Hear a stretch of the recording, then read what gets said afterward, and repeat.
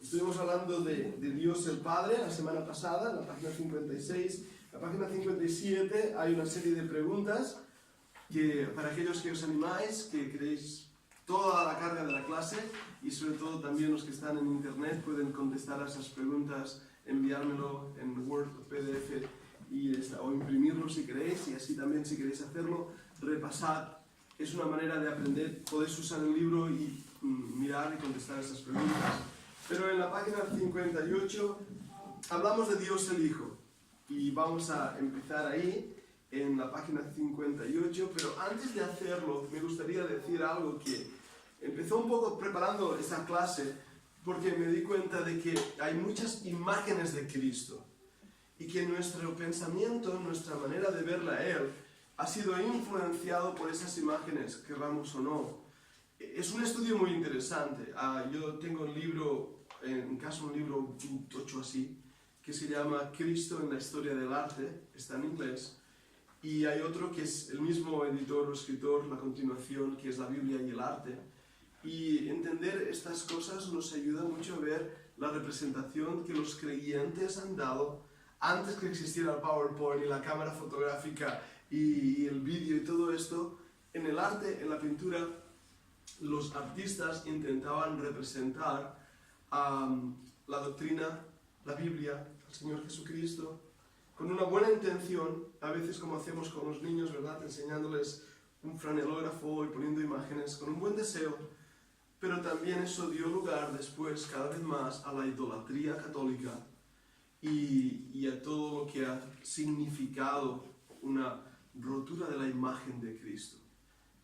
No sabemos cómo era el Señor Jesús, no sabemos.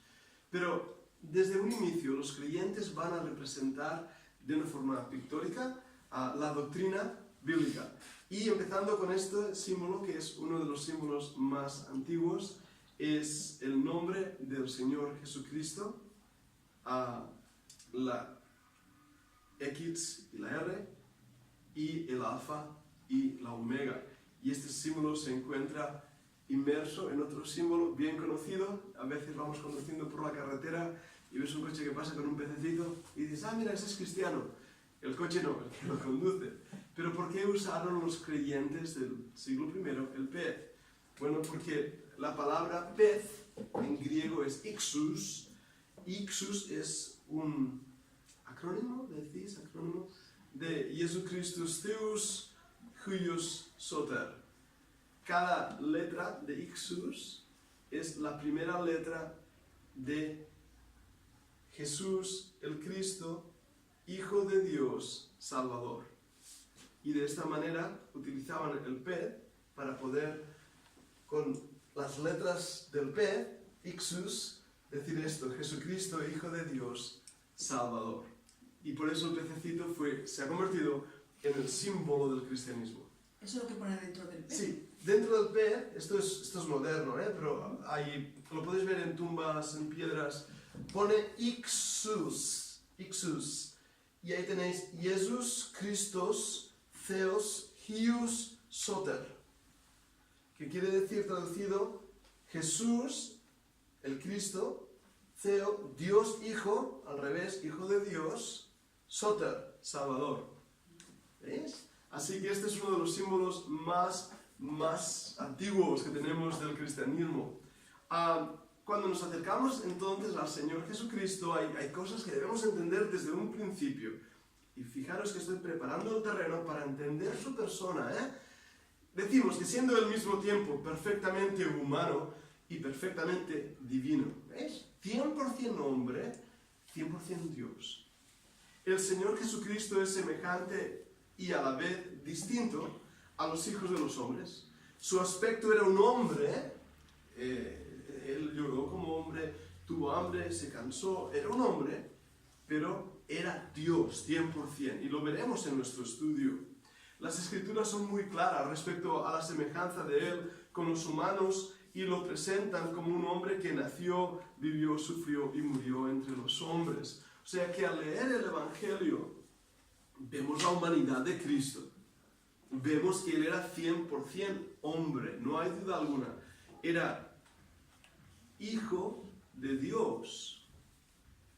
era hijo del hombre, era humano 100%, no era un 50-50, un 50%.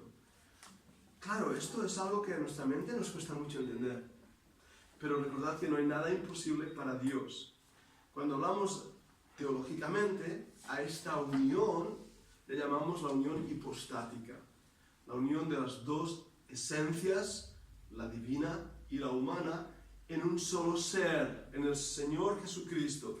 Le llamamos el ser teoantrópico. Así que Él es 100% hombre, pero 100% Dios.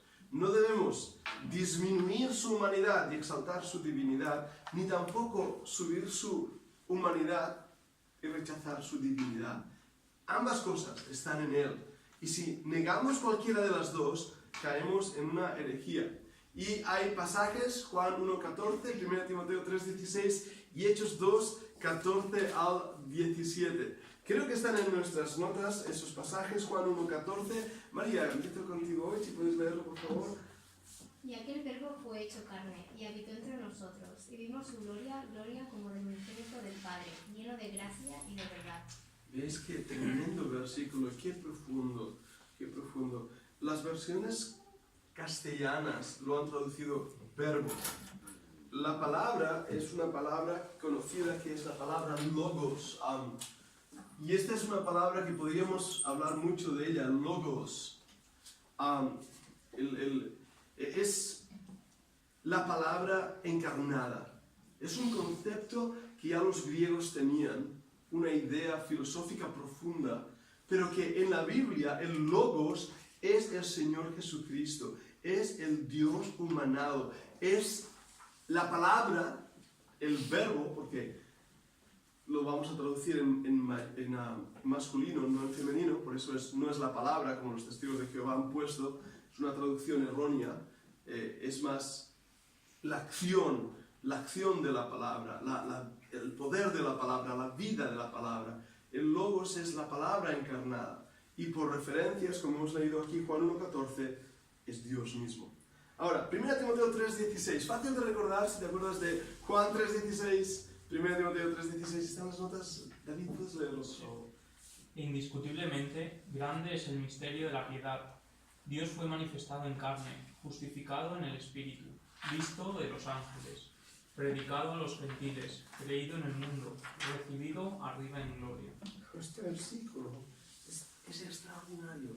Nos habla del misterio de la piedad. Es el nombre que da, el título que da. Entonces dice, Dios fue manifestado en carne, justificado en el Espíritu, visto de los ángeles. Vale, bien. Predicado a los gentiles. Un momento. Creído en el mundo, vaya, y recibido arriba en gloria.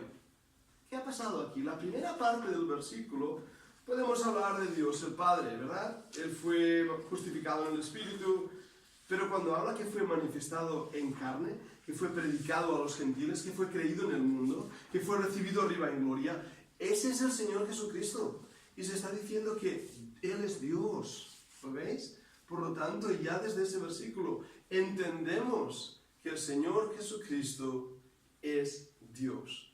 Hechos 2, 14 al 17. Si, Paco, ¿puedes leerlo ahí en las notas o tienes Sí. la página 59?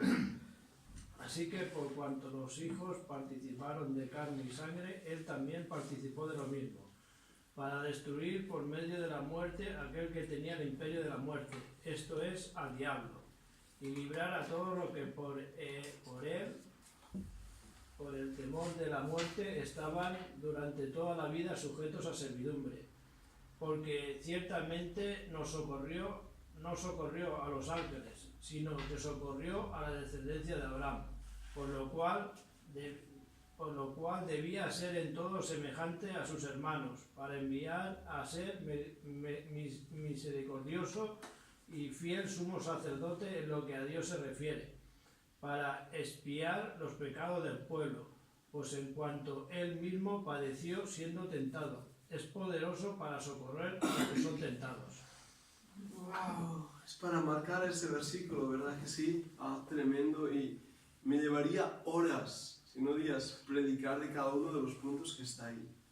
Pero ahí ese pasaje nos habla, y es en Hebreos, he dicho Hechos antes, me parece, es Hebreos, nos habla de la obra del Señor Jesucristo encarnándose, sufriendo, tomando forma de hombre, muriendo en la cruz, algo extraordinario. Y esto es lo que vamos a descubrir a partir de esta presentación del Hijo, que de verdad deseo en mi corazón que podamos exaltarle, que lleguemos a amar tanto a Cristo con todo nuestro corazón, que nos demos cuenta de su poder, de su magnificencia, de su gloria, de su exaltación, de su ejemplo, y que le amemos, que nos demos cuenta que necesitamos realmente estar unidos a Él. Y es el propósito de conocerle más. Cuanto más conoces a una persona, teóricamente más la amas, ¿verdad? Y más si es una persona amada. A veces cuanto más la conoces, más te separas de la persona.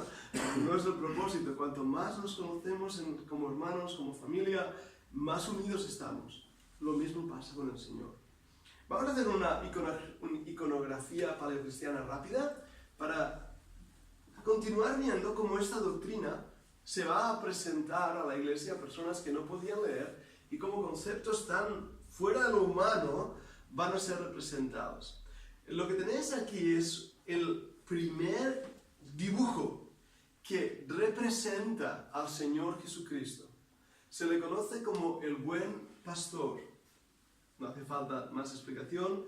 Es un pastor con un corderito en sus hombros. Se encuentra en las catacumbas de Priscila en Roma. Y como veis aquí, es un joven judío vestido en vestiduras judías de siervo de aquel tiempo.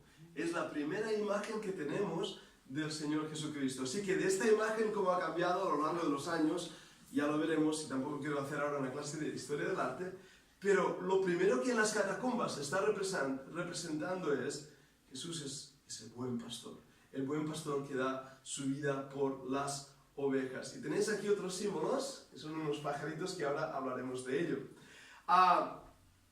En las iglesias católicas y también ortodoxas, griego-ortodoxas, vais a encontrar el Pantocrátor. Es la imagen de Cristo como en su divinidad. Tenéis aquí un mosaico bizantino del siglo VI representando a Cristo como el Pantocrato, el que gobierna el mundo, se ve sentado en su trono. Y eso se encuentra en muchas de las capillas o en las iglesias católicas aquí en España o en toda Europa. El nimbo crucífero y el gesto de la mano es bendición, son representaciones convencionales de su divinidad, El fondo dorado expresa la eternidad. O sea que esos símbolos, esos gestos, esa gesticulación forma parte de una simbología cristiana que está transmitiendo verdades que los hombres de aquel momento no podían leer, pero que van a representarlo. Él es eterno, el oro, y su mano de bendición lo presenta muchísimas veces de esta manera. Es arte bizantino, si os dais cuenta, los ojos en forma de almendra, ¿cómo es de almendra en castellano? Almendra, una almendra. Ahí está una representación del Pantocrato. Esta está aquí en Cataluña, a Taüll, y es una de las obras más preciosas del románico, y con la expresión latina, ego sum lux mundi, yo soy la luz del mundo. El Cristo reinando, alrededor hay ángeles, hay serafines, hay querubines, y es una de las representaciones. No, como digo, no es mi intención hacer una clase del arte, sino un recorrido para que os deis cuenta cómo las verdades bíblicas van presentándose, pero junto a la verdad empiezan a introducirse errores. Esto ya pertenece al tiempo gótico y fijaros en esto, el Bosco, un conocido pintor, representa a los enemigos de Cristo con turbantes, símbolo del Islam. Y los tenéis ahí, veis que hay gente ahí con turbantes, aquí también, no son soldados romanos. Claro, porque ellos no conocían la vestimenta y perifernalia de los soldados romanos, solo leían, y esto es una interpretación de alguien que ha leído la Biblia y católicamente, aquí abajo no lo veis, hay unos monjes.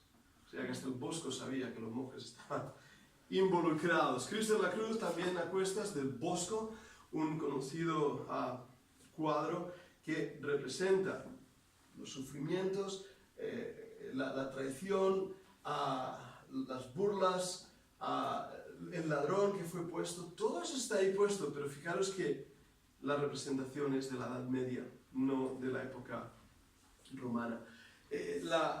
Los más conocidos, voy a presentaros, este es uno de los conocidos rápidamente, pero sin duda alguna uno de los conocidos es este que os voy a enseñar, La Última Cena de Leonardo da Vinci, que dio lugar a todo lo que fue el Código da Vinci, toda la historia, la parafernalia que hay detrás. Es una pintura mural original de Leonardo da Vinci, ejecutada en el año 1495-1497. Se encuentra en la pared sobre la que pintó originalmente en el refectorio del convento dominico de Santa María della Grecia en Milán. Si estuviera Gabriela nos ayudaría a pronunciar esto. El domingo le dije que quería aprender italiano, pero no sé si lo habéis visto o ella lo ha visto ahí, seguro. Bueno, fijaros que una pintura de Leonardo da Vinci, esto da lugar a los apóstoles. Pero ¿quién es esta? Es María Magdalena, porque además están pintados jugando con los colores azul, azul, rojo, rojo, provocando una V que si tú los yuxtapones forma una especie de cuenco que indica secretamente Leonardo da Vinci está diciendo que María Magdalena está esperando un bebé. ¿Vale? Todo esto interpretan de una pintura de 1400. Por supuesto, el bebé de María Magdalena era la hija del Señor Jesucristo y María Magdalena creo que se llamaba Ana. Cómo la verdad, el error se mezclan y de ahí sale cualquier tontería. En primer lugar, no estaban así sentados, sabemos que estaban en el suelo, seguramente apoyados sobre el brazo, comida oriental, y es verdad, no está ni la copa, no está ahí representada la copa. Ellos dicen es que la copa son ellos. Bueno, Leonardo da Vinci. Cristo de San Juan de la Cruz, Salvador Dalí, bien conocido, y no voy a leer esas cosas para no alargarme, pero Salvador Dalí va a tener esta representación del Cristo crucificado. Ahora, todos sabemos la vida de Salvador Dalí y lo retorcido que era este hombre, un artista, un genio de la pintura, no digo que no, pero en su representación de Cristo crucificado muestra simplemente un hombre, ahí no se sabe bien qué modelo cogió. En otro que no he puesto aquí se ve al Cristo crucificado y delante una especie de mujer como adorándole, y es su esposa o amante, Gala. Cristo crucificado de Velázquez, también un conocidísimo pintor,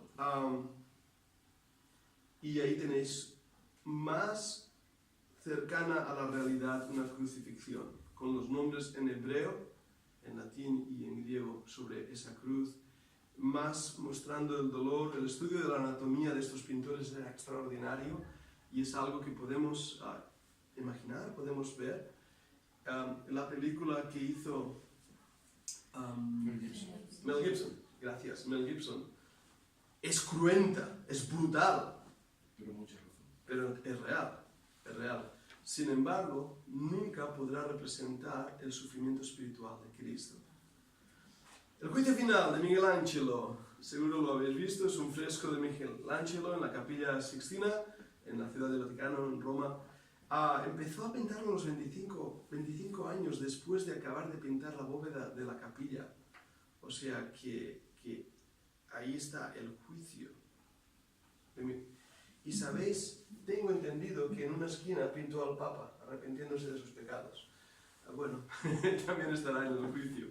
Corpus Christi, otra pintura también basada en la misma cena, pero ahora sí la representación de Marcos, que en la pintura clásica se presenta con rasgos afeminados, voy a usar esa palabra, y es lo que hizo Leonardo da Vinci. Realmente Leonardo da Vinci no quería pintar a María Magdalena, como el Código da Vinci presenta, sino a Marcos, al joven, que como era joven y era débil y temeroso y escapó. Si recordáis la historia, lo pintan de esta manera. Bueno, interesante, no sabemos. La Transfiguración de Rafael es considerado la última obra de Rafael, la cual dejó inconclusa debido a su temprana muerte. Y es, una vez más, una obra de arte extraordinaria. Ya digo, no quiero hacer estudio, pero hay muchos triángulos, hay una triangulación extraordinaria aquí que te lleva la atención aquí a la imagen principal, juega con los colores, los primarios, los rojos, los azules, verdes están ahí haciendo también triangulaciones y todo el movimiento, ¿ves? Todo el movimiento de las personas. Pero una vez más, no puede representar lo que realmente fue esa ascensión.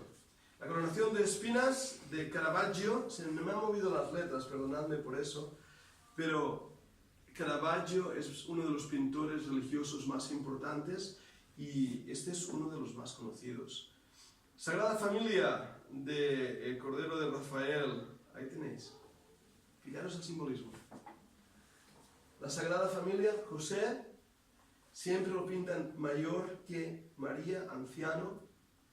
María, una joven doncella, ropas de la Edad Media, fondo de la Edad Media, Cristo, un bebé en pañales montado en un corderito, el Cordero de Dios, y con el halo que aquí María no lo tiene, después será añadido a María después de este tiempo para mostrar la santidad de María. Según las doctrinas católicas avanzan en cuanto a María, también en la pintura se va representando estas cosas.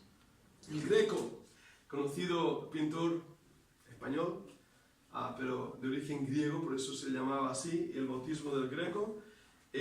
Su nombre real era Dominicos Theotokopoulos, o Poulos, así que es un nombre interesante. Es un óleo grande, en el 1596 fue cuando fue pintado. No sé, creo que lo vimos nosotros si recuerdo bien, ahí en el Prado, en el Museo del Prado, está representado este cuadro y veis ahí lo retorcido de las imágenes, lo oscuro de las imágenes, el Espíritu Santo, forma de paloma, el Cristo, retorcido, dolor, tensión, es lo que está intentando decir el Padre, un anciano de días, con barba, sentado en el trono. La Lamentación sobre Cristo de Andrea Mantenga, que sería ahora sí, más moderno. Es interesante, no lo pone en la cruz, lo pone ya muerto y con los lienzos que después será la sábana santa.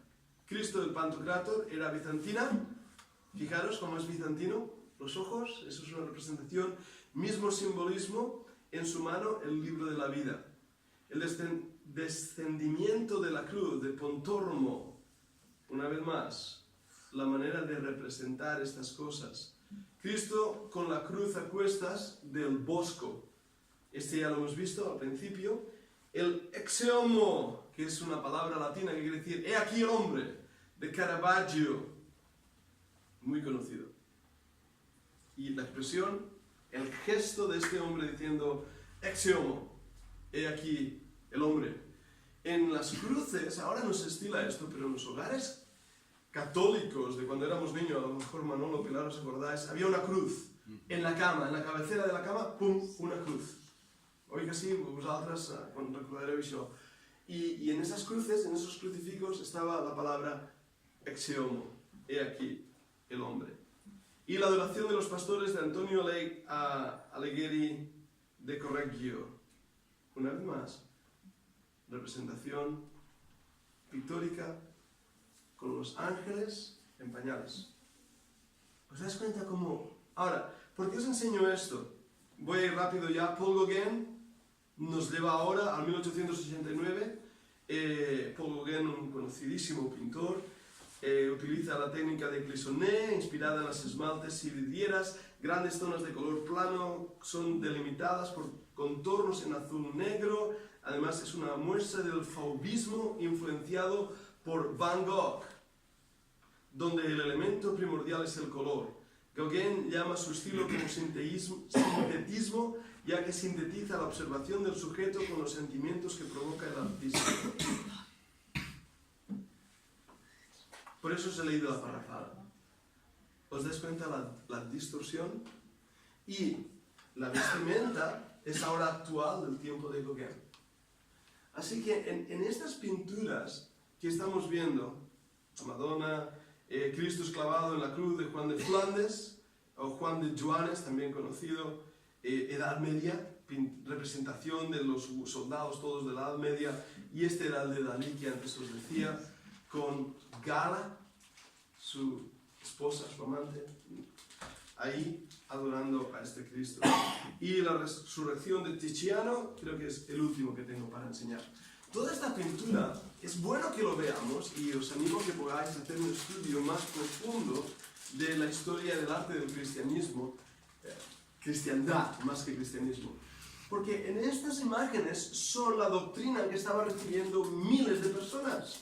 No abrían las escrituras para ver lo que la Biblia dice, sino que lo que hacían era ver estas imágenes, y de estas imágenes la interpretación que daban los artistas venía toda su doctrina. Por eso nosotros es vital que vayamos a la palabra de Dios. Pero también es importante que entendamos estas cosas para poder dar respuesta de nuestra fe, sobre todo a la hora de tratar con personas que no entienden, que no saben de la palabra de Dios.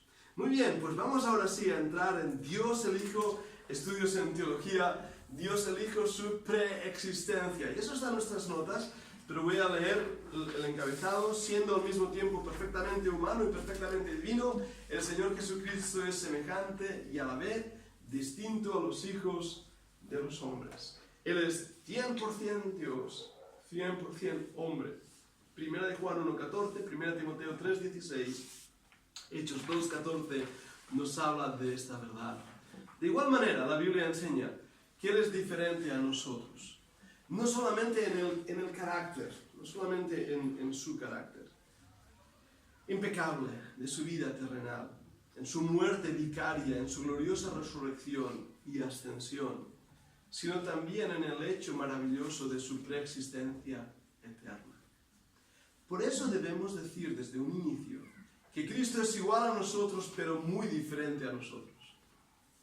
Y eso nos debe de llevar a adorarle. En cuanto a su humanidad, Él tuvo principio. En cuanto a su humanidad, fue pues concebido por el poder del Espíritu Santo y nació de una virgen. En cuanto a su divinidad, Él no tuvo principio. ¿Veis? Pues ha existido desde la eternidad. En Isaías 9:6 leemos: porque un niño nos es nacido, hijo nos es dado. La distinción es obvia entre el niño que ha nacido y el hijo que nos es dado. ¿Habéis notado ese detalle en ese versículo? Un niño ha nacido, un hijo ha sido dado. Hay una distinción. Y eso nos habla de su naturaleza humana, con un principio en el momento en que Él se encarna. Él es el Cordero de Dios inmolado desde antes de la fundación del mundo, pero es el Hijo de Dios encarnado en el cumplimiento del tiempo. Y eso es interesante. Gálatas 4:4, y eso podéis marcarlo en vuestras notas, se declara: cuando vino el cumplimiento del tiempo, Dios envió a su Hijo, nacido de mujer y nacido bajo la ley. El que existía desde la eternidad llegó a ser en la plenitud del tiempo nacido, la descendencia de mujer. Es un detalle muy importante, nacido de mujer. Cristo no nació como todos los hombres y por lo tanto no tiene la marca adámica, no tiene el pecado adámico, no está bajo la maldición adámica, lo que llamamos en teología el principio de la federación adámica, de la cabeza de Adán, porque Él no descendió de Adán, sino que es la simiente de la mujer, tal como se dice en Génesis cuando la maldición cayó sobre la mujer. Pero dice la Biblia: la simiente de la mujer le herirá el calcañar. Y a ese versículo le llamamos el protoevangelio, la primera mención del evangelio, de que la simiente de la mujer, el Señor Jesucristo, nacido de mujer, no nacido de hombre, no nacido de Adán, no nacido humanamente, sino de una forma milagrosa, destruiría a la serpiente. Declara esto, que Cristo fue preexistente. Meramente se afirma que Él existió antes de que se hubiera encarnado, puesto que todos los propósitos también afirman que Él existía desde toda la eternidad pasada. La idea de que Él era preexistente solo en el sentido de ser primero de todos los seres creados, la así llamada herejía arriana del siglo IV, no es una enseñanza moderna. Así las pruebas de su preexistencia y las pruebas para su eternidad pueden ser agrupadas juntas. Es también evidente que si Cristo es Dios, Él es eterno. Y si Él es eterno, Él es Dios. Y las pruebas para la deidad de Cristo y su eternidad se sostienen unas a otras. Dejadme resumir esto en una idea básica. Cristo es como nosotros, como hombre, pero muy diferente a nosotros, es el Hijo de Dios. Nace de mujer, pero en su naturaleza están ambas cosas, la humana y la divina. Por lo tanto, tenemos que decir que Él tiene un principio en cuanto a su nacimiento, pero que en cuanto a su divinidad, Él ha existido siempre, siempre ha existido. No podemos creer, como decía Arrio en el siglo IV y la herejía arriana, que Él era un mero hombre que fue encarnado y hasta ahí negó la divinidad de Cristo. Eso es una herejía que los testigos de Jehová han abrazado y han defendido y están pregonando hoy en día. Pero si decimos entonces que Cristo es eterno, si decimos eso porque la Biblia así lo enseña, tenemos que decir que si Él es eterno, Él es Dios. Porque solo Dios tiene eternidad. Y por lo tanto, esto ya es una evidencia lógica de la divinidad del Señor Jesucristo. Y vamos a intentar hablar de la eternidad y deidad de Jesús. Y es establecida por dos líneas de revelación. Es una declaración directa y también por la implicación de la Escritura. O sea, hay momentos que ¡pum!, directamente lo dice, y hay momentos en que lo lees y dices, wow, pues esto está implicándolo. Vale, vamos a ver esto. Primeramente, declaraciones directas de la eternidad y deidad del Hijo de Dios. Vamos a ver en las Escrituras algún versículo que nos habla de una forma directa. Y eso está en la página 60 de nuestras notas. Dice, la eternidad y deidad de Jesucristo están sostenidas en una vasta área de la Escritura, la cual afirma su infinita persona y su existencia eterna, igual con las otras personas de la Trinidad. Este hecho no es afectado por su encarnación. Por ejemplo, en Juan 1 al 2, en el principio era el Verbo, y el Verbo era con Dios, y el Verbo era Dios. Este era en el principio con Dios. Voy a hacer un cambio con la libertad que la palabra logos me da, ¿de acuerdo? Hago este cambio para entender más el versículo. Y voy a leerlo de esta manera. En el principio era Cristo, y Cristo era con Dios, y Cristo era Dios. Este era en el principio con Dios. ¿Lo veis? Si yo hago ese cambio, ¡wow!, dices, pero es que resulta que el Logos y el Cristo es lo mismo. Es lo mismo. Por lo tanto, directamente cuando leemos que el Logos era Dios y que se encarnó, estamos diciendo que Cristo era Dios. Ahora sigamos leyendo. En Miqueas 5:2. Pero tú, Belén, Éfrata, esa palabra quiere decir del norte, pequeña para estar entre las familias de Judá, de ti me saldrá el que será Señor en Israel, y sus salidas son desde el principio, desde los días de la eternidad. ¿Os habéis dado cuenta? Está hablando del bebé que iba a nacer en Belén y iba a tener un principio eterno desde la eternidad. Isaías afirma su nacimiento virginal y le da el nombre de Emmanuel, lo cual significa Dios con nosotros. Isaías 7:14. Por tanto, el Señor mismo os dará señal, he aquí que la Virgen concebirá y dará a luz un hijo y llamará su nombre Emmanuel, que declarado es Dios con nosotros. De acuerdo a Isaías, aunque Jesús fue un niño nacido, Él fue también dado como un hijo. Es llamado específicamente el Dios fuerte. Creo que la semana pasada mencionaba este versículo en Isaías 9, 6, 7, porque un niño nos es nacido, hijo nos es dado, el principado sobre su hombro, y se llamará su nombre admirable, consejero, Dios fuerte, Padre eterno, príncipe de paz. Lo dilatado de su imperio y la paz no tendrán límite sobre el trono de David y sobre su reino, disponiéndolo y confirmándolo en juicio y en justicia desde ahora y para siempre. El celo de Jehová de los ejércitos hará esto. Ese niño que el profeta estaba diciendo iba a ser llamado Emmanuel, con nosotros Dios. Pero iba a ser admirable, consejero, Dios fuerte. Iba a ser Dios. Por lo tanto, Isaías 9:6 demuestra que el niño de Belén es el Dios fuerte del Antiguo Testamento, el Dios todopoderoso, el Dios de los ejércitos, el Dios de Sabaoth, como cantamos en el himno de la Reforma. En Juan 8:58 dice así, ya está hablando Cristo, de cierto os digo, antes que Abraham fuese, yo soy. Los judíos entendieron que era una afirmación de la deidad y de la eternidad. Esto es tremendo. La palabra yo soy, déjame poner esto ahí. El Señor Jesucristo dijo, ego eimi, yo soy. Ego es yo, este es el verbo ser, en la forma primera singular, yo soy.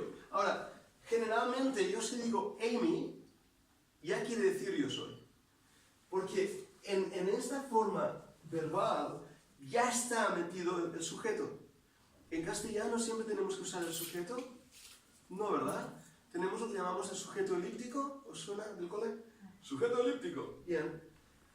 No hace falta poner el sujeto porque ya es sobreentendido por la persona del verbo. En griego pasa lo mismo. Pero cuando el Señor Jesucristo utilizó la forma ego, y lo hizo muchísimas veces, era una forma enfática. Ego eimi, yo soy, equivale a otra palabra hebrea, que es esta. ¿Os suena?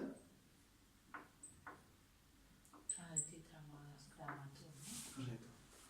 Ego eimi es equivalente al hebreo yo soy. Yahweh, Yahvé, Jehová.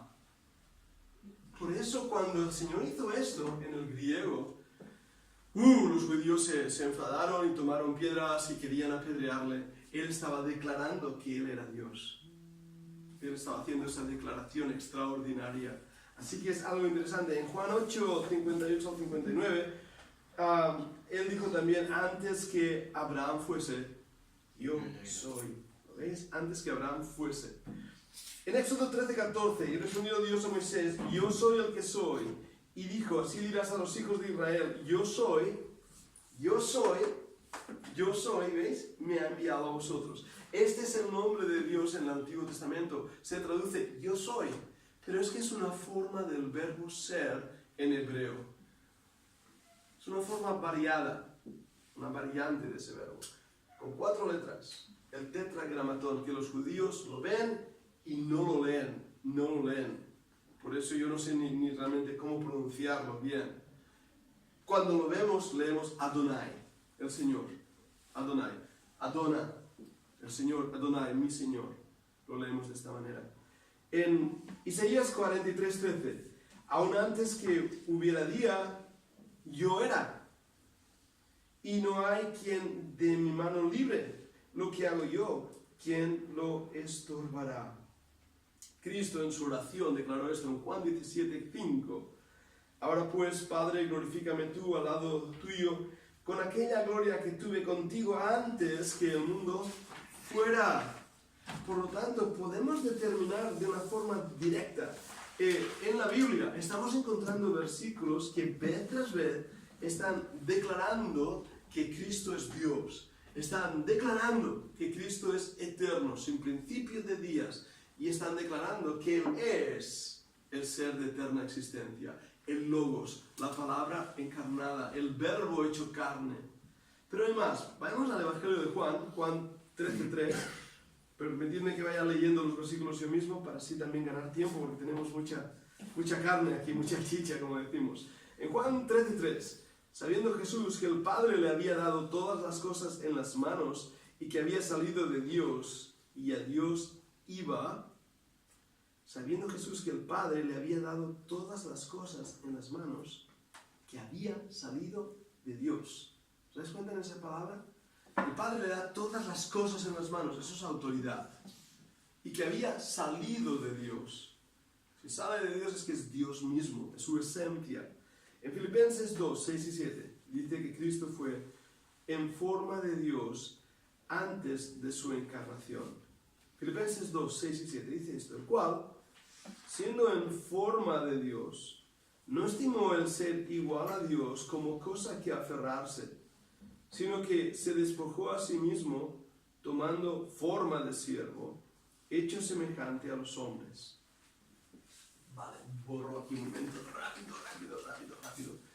Y no tengo mi interlineal por aquí.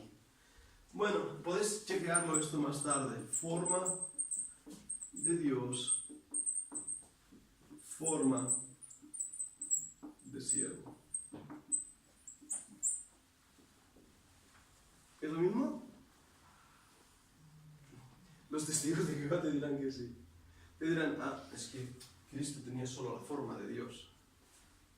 Es la forma. Él se parecía a Dios porque tenía la forma de Dios. Igual que la forma de siervo. Lástima, y esto lo digo con mucha precaución, lo voy a decir ahora.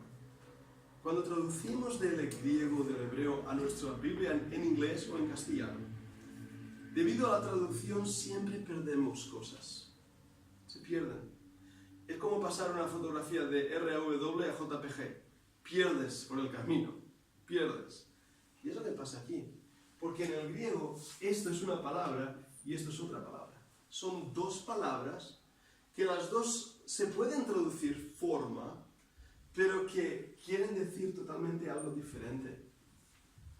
Porque una implica la sustancia misma o la esencia misma de algo. Yo puedo decir que esto es un mueble en forma de púlpito. Es un mueble. Ahora, el aspecto exterior, la forma, es un púlpito. Cuando yo digo forma de Dios, yo digo, este púlpito es de madera. Tiene forma de madera. Y tú me dirás, no, tiene forma de púlpito. Yo digo, no, tiene forma de madera. Y es que yo estoy usando una palabra que tiene que ver con la estructura, la esencia misma, y tú simplemente estás hablando del aspecto exterior. ¿Me explico lo que estoy diciendo? Jesucristo tomó forma exterior, semejanza de siervo, pero era esencialmente Dios. ¿Me explico? Por lo tanto, en el griego esto se ve muy claro, y por eso la idea de los testigos de Jehová queda destruida por la misma palabra de Dios. Él era Dios mismo, que tomó un aspecto exterior, una semejanza de siervo. Una declaración más explícita se hace en Colosenses 1, 15 al 19, donde se declara que Jesucristo es antes de toda la creación, el creador mismo y la imagen exacta del Dios invisible. Colosenses 1, 15 al 19. Dice así, Él es la imagen del Dios invisible, el primogénito de toda creación, porque en Él fueron creadas todas las cosas, las que están en los cielos y las que hay en la tierra, visibles e invisibles, sean tronos, sean dominios, sean principados, sean potestades. Todo fue creado por medio de Él y para Él. Y Él es antes de todas las cosas, y todas las cosas en Él subsisten. Y Él es la cabeza del cuerpo, que es la iglesia, el que es el principio, el primogénito de entre los muertos, para que en todo tenga la preeminencia, por cuanto agradó al Padre que en Él habitase toda plenitud. ¿Habéis visto ahí la palabra el primogénito? Bueno, hoy estoy siendo apologético en contra de los testigos de Jehová, pero es necesario. Ellos toman este versículo y dicen, ¿ves? Cristo es el primero de ser creado, porque ahí dice que es el primogénito de todas las cosas, Por lo tanto, el primero de ser creado. No, miremos al griego. Porque hay dos palabras muy, muy claras en griego para determinar cuando uno es el primero de una serie. 1, 2, 3, 4, 5, yo soy el primero de una serie. O cuando alguien es el principal de una serie. ¿Ves la diferencia? Yo puedo tener Citroën, el modelo de coche Citroën C1, C2, C3, los que tenéis Citroën, y a lo mejor el primero que fue creado de esos coches, a lo mejor fue, no sé, el C4, por decir algo. Pero el C5, había uno aparcado hoy ahí delante, el C5 es el primordial, es el más lujoso, el más bonito de toda la serie. Entonces, es la idea, que no está diciendo que Cristo fuera el primero en ser creado, sino que es el principal, el primogénito, el que recibe toda la herencia, es Él, es el principal. Y la palabra es muy clara en griego, por lo tanto queda deshecho la idea que los testigos de Jehová presentan. Un versículo que hemos mencionado, 1 Timoteo 3:16, indiscutiblemente grande es el misterio de la piedad. Y lo hemos discutido, hemos hablado de este versículo. Pero hay un dato que es muy importante tener en cuenta. Cuando en la Iglesia Católica nos enseñaban los misterios de la gracia. Y tú le preguntabas a un cura y decías, esto no lo entiendo. Es misterio. Vale, la palabra misterio es una palabra hermosa, muy hermosa en la Biblia. Viene de un término misterión, que parece un misterio muy grande. Pero misterión es esto, es algo que estaba escondido y ha sido revelado. No es un misterio para que nadie se entere, no es un secreto, sino que es algo que estaba oculto y que ahora ha sido revelado, por lo tanto yo puedo tener entendimiento y conocimiento de ese misterio.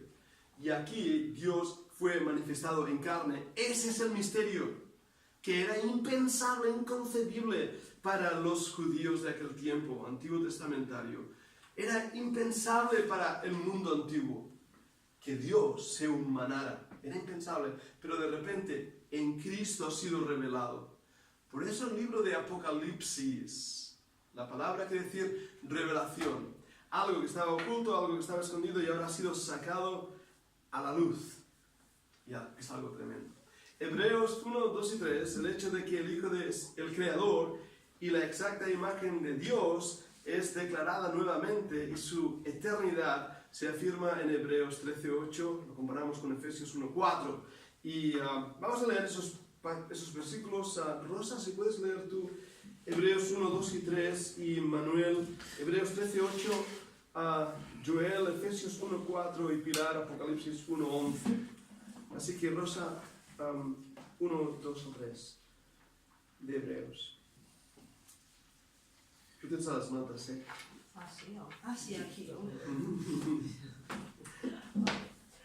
Dios, habiendo hablado muchas veces y en muchas maneras en otro tiempo a los padres por los profetas, en estos postreros días nos ha hablado por el Hijo, a quien constituyó heredero de todo y por quien asimismo hizo el universo, el cual, siendo el resplandor de su gloria y la imagen misma de su sustancia, y quien sustenta todas las cosas con la palabra de su poder, habiendo efectuado la purificación de nuestros pecados por medio de sí mismo, se sentó a la diestra de la majestad en las alturas. Un versículo más para mencionar por horas aquí. ¿Os dais cuenta de ese versículo? Hace a Cristo creador, lo establece como heredero de todo. El universo fue hecho por Él y en Él. Es el resplandor de su gloria, la imagen misma de su sustancia. La imagen misma de su sustancia. No dice de su aspecto exterior, sino de la esencia de Dios. Él es Dios. Un pasaje tremendo. Hebreos 13:8. Vale, sí. Jesucristo es el mismo ayer y hoy y por los siglos. ¿Es Dios? Solo Dios no cambia. En Él no hay sombra de variación, nos dice el Antiguo Testamento. Sé que Jesucristo es el mismo ayer, hoy y por los siglos. No cambia. Y vais a encontrar también que la palabra eternidad no está en la Biblia. Ahora, no os asustéis, he dicho la palabra eternidad. La palabra eternidad viene del latín. La palabra que aparece en la Biblia es una traducción que vendría a ser de los siglos y por los siglos. O sea, siempre, siempre. Y de ahí viene el latín, eternidad, siempre. Joel, el siguiente pasaje, Efesios 1:4. Según nos escogió en él antes de la fundación del mundo, para que fuésemos santos y sin manchas delante de él. Bueno, hablando de la elección por gracia que hablábamos unos días, fijaros que dice, nos escogió, según nos escogió en él. ¿En quién? En Cristo. Desde antes de la fundación del mundo. O sea que Cristo estaba antes de la fundación del mundo. Y hemos visto varios versículos que dicen que Él es eterno. Conclusivamente, si Él es eterno y solo Dios es eterno, Él es Dios. Y esto, filosofía, perdona. Premisa número 1, premisa número 2 y por lo tanto conclusión. Dios es eterno, Cristo es eterno, lo hemos visto, conclusión, Cristo es Dios. Ahí debe ir. Matemáticamente debo establecer esa conclusión. Dios es eterno, Cristo es Dios. Puedo hacer una conclusión 2, epistemología. Puedo decir, Cristo es Dios, Cristo es eterno, Dios es eterno, solo Dios es eterno. Solo Dios es eterno. Esa sería una conclusión válida. Por lo tanto, Cristo es Dios. ¿Sí? Muy bien. Eso es en cuanto a la Escritura. ¿Cómo lo declara? ¿Cómo lo establece? Que Dios es eterno. Cristo es eterno. La Biblia lo declara. Lo repite en diferentes ocasiones. Por lo tanto, si es así, Cristo es Dios. Cristo es Dios. La Biblia es la única autoridad que tenemos. Es lo único que nos puede dar luz en nuestra oscuridad. Algunas sectas lo niegan esto. Los testigos de Jehová, Arrio con toda su herejía lo negaban. Pero la Biblia lo afirma vez tras vez. Por lo tanto, nosotros debemos creerlo, aunque no entendamos todo lo que eso significa. ¿Bien? ¿Estás conmigo? Muy bien, interesante. No tengo reloj, está midiendo mi teléfono, así que... 32. Y 32, me permitís unos minutos y avanzo al siguiente punto rápidamente, al punto B. Implicaciones de que el Hijo de Dios es eterno. Hemos visto que es eterno, la Biblia lo prueba. ¿Pero qué implica esto? Bueno, miremos ahí nuestras notas. La palabra de Dios, constante y consistentemente, implica la preexistencia y eternidad del Señor Jesucristo. Entre las pruebas obvias de este hecho pueden resaltarse varias. La primera, vamos a ver estas pruebas. Las obras de la creación son adjudicadas a Cristo. Por tanto, Él antecede a toda la creación. ¿Es lógico? Juan 1:3. Todas las cosas por Él fueron hechas y sin Él nada de lo que ha sido hecho fue hecho. Ahora aquí está hablando de Cristo. Cristo hizo todas las cosas, por lo tanto Él es Dios. Porque en el Antiguo Testamento vemos que quien hizo, quien creó, quien dijo sea la luz y fue la luz, es Dios. Pero aquí, Juan 1:3, todas las cosas por Él fueron hechas. En Colosenses 1:16, porque en Él fueron creadas todas las cosas, las que hay en los cielos, las que hay en la tierra, visibles e invisibles, sean tronos, sean dominios, sean principados, sean potestades, todo fue creado por medio de Él y para Él. Cristo es creador. Hebreos 1:10, y tú, oh Señor, en el principio fundaste la tierra y los cielos son obra de tus manos. Y ese versículo, y tú, oh Señor, se está aplicando a Jesucristo. Por lo tanto, si Él hizo todas las cosas, es anterior a todas las cosas. Como hemos ya venido diciendo, Él es eterno. Y por lo tanto, Él es Dios. En segundo lugar, mi segunda tesis, el ángel de Jehová. Es interesantísimo esto. El ángel de Jehová, cuya apariencia se recuerda a menudo en el Antiguo Testamento, no es otro que el Señor Jesucristo. Aunque Él aparece algunas veces como un ángel o aún como un hombre, Él lleva las marcas de la deidad. Y habéis leído en el Antiguo Testamento, el ángel de Jehová, el ángel de Jehová. ¿Quién es este ángel de Jehová? Vamos a descubrirlo. Vamos a ver varios pasajes. En Génesis 16, 7, aparece a Agar, la sierva. Y le halló el ángel de Jehová junto a una fuente de agua en el desierto, junto a la fuente que está en el camino de Shur. No nos dice nada más. Le halló el ángel de Jehová. Sigamos leyendo. Abraham, le aparece a Abraham.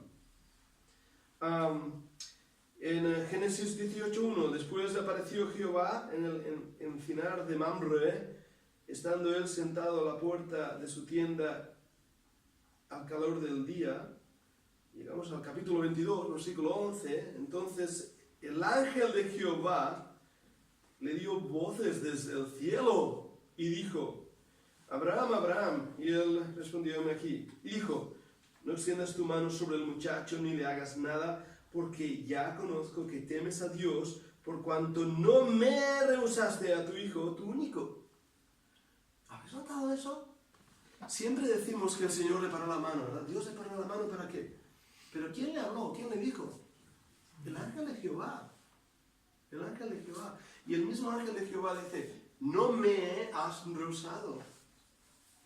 ¿A quién me estaba ofreciendo? Le apareció Jehová, dice el capítulo 18, en Mamre.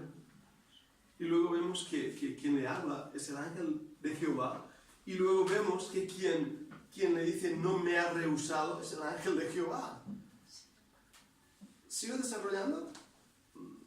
Me seguís conmigo, es interesante. Pero mira ahora en Juan 8:58. Jesús le dijo: de cierto os digo, antes que Abraham fuese, ego eimi, yo soy. Jesucristo, que es el ángel de Jehová, le dijo a Abraham: no me has rehusado a tu hijo, a tu unigénito. ¿Lo veis? Lo cual aún hace más precioso la imagen, como mi Padre tampoco ha rehusado dar al unigénito para la salvación del mundo. En Jacob, seguimos leyendo, Génesis 48, 15 al 16. Bendijo a José diciendo: el Dios en cuya presencia anduvieron mis padres Abraham e Isaac, el Dios que me mantiene desde que yo soy hasta este día. El ángel que me liberta de todo mal, bendiga a estos jóvenes y sea perpetuado en ellos mi nombre y el nombre de mis padres Abraham e Isaac, y multiplíquense en gran manera en medio de la tierra. El ángel en mayúscula, no simplemente un ser angelical, sino el ángel en mayúscula. El Dios en cuya presencia anduvieron mis padres, Abraham. Fijaros lo que está diciendo José. El Dios en cuya presencia anduvieron mis padres, Abraham, oyó la voz del ángel que le decía: no me has rehusado a tu unigénito. Y aquí José dice: el ángel. ¿Os dais cuenta cómo va uniendo esas ideas? Lo que pasa es que esto se nos ha escapado a nosotros por tiempo.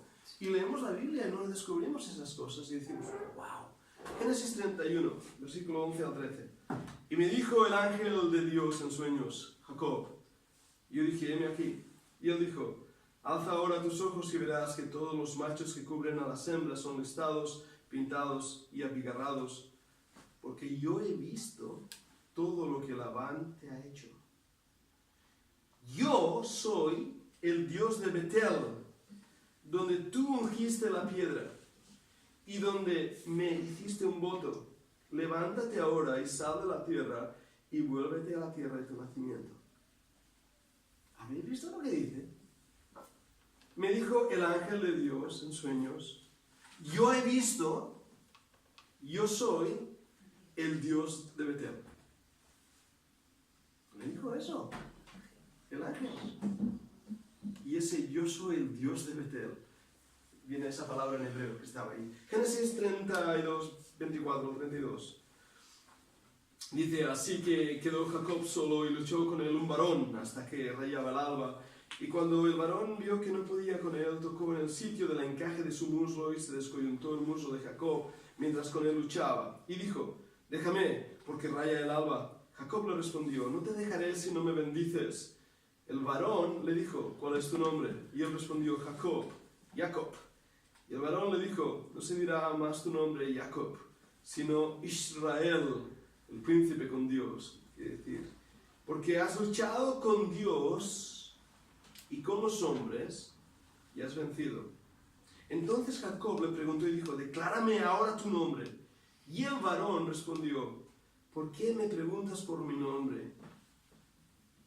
Y lo bendijo allí. Ahora, ¿tiene alguien la versión antigua? Versión antigua. Yo tengo aquí la versión antigua. Voy a hacer un interesante. Quiero comprobar una cosa que me ha venido a la cabeza y no estoy seguro. La cita que estoy leyendo en Génesis 32 y versículo 24 está copiada de la versión 60. Pero hay una variante interesante en la versión antigua, Génesis 32, 24, 32. Declárame tu nombre, y él respondió, ¿por qué me preguntas mi nombre? Y bendíjolo allí.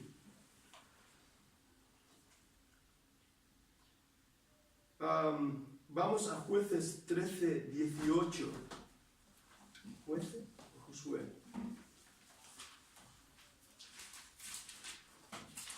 Trece, 18. No, Jueces. Esto no lo había apuntado y a lo mejor os voy a liar más que una cosa, pero quiero comprobar algo. El ángel de Jehová. Sí, ¿lo tienes? Jueces 13, 18, ¿quieres leerlo? Y el ángel de Jehová respondió, ¿por qué preguntas por mi nombre, que es admirable? Ahí está. Ahí está. Vale, en la versión antigua, en Jueces, en vez de poner admirable, dice oculto. Oculto. El pasaje es correlativo, habla del mismo ángel. Ambos le preguntan, declárame tu nombre. Y en Jueces me gusta lo que dice ahí. Mi nombre es admirable. ¿Por qué? ¿A qué nos recuerda? ¿Y se llamará su nombre? Admirable. Admirable. Ahora, aquí en Génesis, Jacob lucha con este varón, le pregunta el nombre, sigue leyendo, declárame tu nombre, y el varón respondió, ¿por qué me preguntas por mi nombre? Y le bendijo allí, y llamó Jacob el nombre de aquel lugar Peniel, porque dijo, vi a Dios cara a cara, y fue librada mi alma. Y cuando había pasado Peniel, le salió el sol, y cojeaba de su cadera. Por esto no comen los hijos de Israel hasta el día de hoy del tendón que se contrajo, el cual está en el encaje del muslo, porque tocó a Jacob este sitio de su muslo en el tendón que se contrajo. Interesante, ¿verdad? Este hombre, Jacob, luchó con Dios. Pero ese varón con el cual luchó era Cristo. Era aquel que tiene un nombre oculto, admirable. Interesante. Antes de su encarnación. Pero sigo leyendo, ya terminó Moisés. Éxodo 3, 2, 14, se le apareció el ángel de Jehová en una llama de fuego, en medio de una zarza. Y él miró y vio que la zarza ardía en fuego, la zarza no se consumía. Y respondió Dios a Moisés, yo soy el que soy. Y dijo, así dirás a los hijos de Israel, yo soy, me envía a vosotros. Siempre estamos diciendo que Moisés vio a Dios en la zarza. Es cierto. Pero a quien se le apareció ahí era el ángel de Jehová. ¿Habéis notado? El ángel de Jehová se le apareció en una zarza ardiendo. Y entonces, la frase famosa, yo soy el que soy, el nombre del Señor. En Josué, estando Josué cerca de Jericó, alzó sus ojos, vio a un varón que estaba delante de él, Josué 5:13, el cual tenía una espada desenvainada en su mano, y Josué, yendo hacia él, le dijo, ¿eres tú de los nuestros o de nuestros enemigos? Me encanta Josué, este general del ejército, ahí enfrentando a cualquier peligro para el campamento. Él respondió, no, mas como príncipe del ejército de Jehová he venido ahora. Entonces Josué, postrándose sobre su rostro en tierra, le adoró y le dijo, ¿qué dice Adonai a tu siervo? ¿Y por qué he leído Adonai? Porque un judío no se postraría ante ningún hombre. Los judíos que han escapado de la idolatría, que por la idolatría no se doblegan ante los hombres. Por eso cuando Cristo aceptó adoración de los hombres, indirectamente estaba diciendo que Él era Dios. Y cuando Josué se doblega ante este varón y le llama Adonai, mi Señor, me está llamando Dios. Y era Cristo, preencarnado. A Manoah, Jueces 13, 19 al 22, Manoah tomó un cabrito, una ofrenda, les ofreció sobre una peña a Jehová.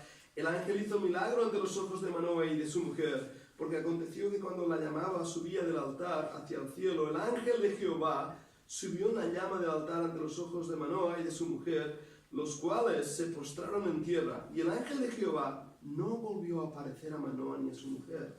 Entonces conoció Manoah que era el ángel de Jehová, y dijo Manoah a su mujer: ciertamente moriremos, porque a Dios hemos visto. A Dios hemos visto. Es tremendo. Ellos tenían un conocimiento de Dios y del ángel de Jehová y de los hijos de Dios en el Antiguo Testamento y de muchísimas cosas que habían pasado en la revelación oral que hemos perdido nosotros. Por eso hoy leemos cosas en la Biblia, además lo leemos de corrido, y no nos damos cuenta de estos detalles. Pero estas personas tenían un conocimiento de que el ángel de Jehová es Dios encarnado, Dios andando aquí entre nosotros. Y era el Cristo del Antiguo Testamento. Voy a terminar ya con los últimos pasajes en la página 64. Segunda de Reyes, 19:35. Aconteció que aquella misma noche salió el ángel de Jehová y mató en el campamento de los asirios a 185,000, y cuando se levantaron por la mañana, he aquí que todo era cuerpos de muertos. ¡Wow! Es Cristo estableciendo juicio, como en el libro de Apocalipsis. Primera de Crónicas 21:15 al 16. Envió Jehová el ángel a Jerusalén para destruirla. Pero cuando él estaba destruyendo, miró Jehová y se arrepintió de aquel mal, y dijo el ángel que destruía: basta ya, detén tu mano. Ahora, el ángel de Jehová estaba junto a la era de Ornán, Jebuseo, y alzando David sus ojos vio al ángel de Jehová que estaba entre el cielo y la tierra con una espada desnuda en su mano, extendiendo contra Jerusalén. Entonces David y los ancianos se postraron sobre su rostro, cubiertos de cilicio. En este versículo tenemos el ángel de Jehová y un ángel que está haciendo juicio. Pero el ángel de Jehová está con su espada desenvainada. Libro de Apocalipsis. Aquel que salió para vencer. Por último, dos versículos más, Salmo 34:7. El ángel de Jehová acampa alrededor de los que le temen y los defiende. El Señor Jesucristo es ese. Y Zacarías 14:1-4. He aquí el día de Jehová viene, y en medio de ti serán repartidas tus despojos. Porque yo reuniré a todas las naciones para combatir contra Jerusalén, y la ciudad será tomada, y serán saqueadas las casas, violadas las mujeres. La mitad de la ciudad irá en cautiverio, mas el resto del pueblo no será cortado de la ciudad. Después saldrá Jehová y peleará con aquellas naciones, como peleó en el día de la batalla, y se afirmarán sus pies en aquel día sobre el monte de los olivos, que está enfrente de Jerusalén al oriente, y el monte de los olivos se apartará por medio hacia el oriente y hacia el occidente, haciendo un valle muy grande, y la mitad del monte se apartará hacia el norte, y la mitad hacia el sur. El día de la batalla. Primera de Crónicas 21:15 al 16. Envió Jehová al ángel para destruir a Jerusalén. Y el ángel de Jehová tenía la espada en su mano. Primera de Crónicas 21:15. Y aquí, Zacarías 14:1-4. Jehová peleará con aquellas naciones, como peleó en el día de la batalla. Curioso, ¿verdad? El ángel de Jehová es Jehová. El ángel de Dios es Dios. Y por referencia podemos decir que es el Señor Jesucristo, cuyo nombre es admirable, admirable, el alfa y omega, el principio y el fin, el ser todopoderoso. Cuando contemplamos esto en la Biblia, es como abrir nuestros ojos y ver la maravilla de lo que la palabra de Dios nos revela a través ya desde el Antiguo Testamento. Yo creo sinceramente que los santos del Antiguo Testamento tenían un conocimiento del Señor, tal vez, no digo mayor que nosotros, pero no lo minimicemos, no lo hagamos pequeño. Su conocimiento era grande. Pero como hemos visto en las pinturas que os he enseñado, debido a que hemos sacado los ojos de la Biblia y hemos empezado a hacer nuestras propias imaginaciones de cómo es Dios. Y a través de las pinturas, el arte, la música, hemos perdido la visión de quién es y cómo es el Señor Jesucristo. Y creo que nos toca recuperarlo ardientemente a través de la palabra del Señor. Voy a terminar aquí la clase y la semana que viene seguiremos con el tercer punto que tenemos.